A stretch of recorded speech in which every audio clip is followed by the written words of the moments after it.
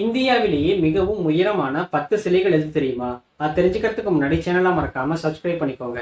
10வதாக doctor Ambedkar சிலை. இது ஹைதராபாத்ல 125 அடி உயரத்துல இருக்கு.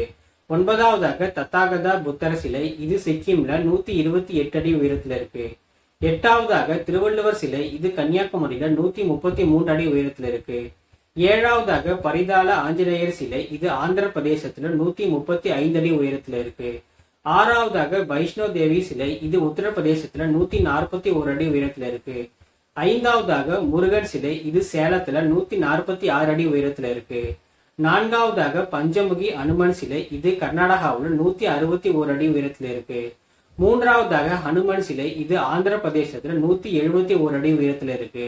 2வதாக ராமானுஜர் சிலை. இது ஹைதராபாத்ல 216 அடி உயரத்துல இருக்கு. முதல்ல சர்தார் வல்லபாய் பட்டேல் சிலை. இது குஜராத்ல 597 அடி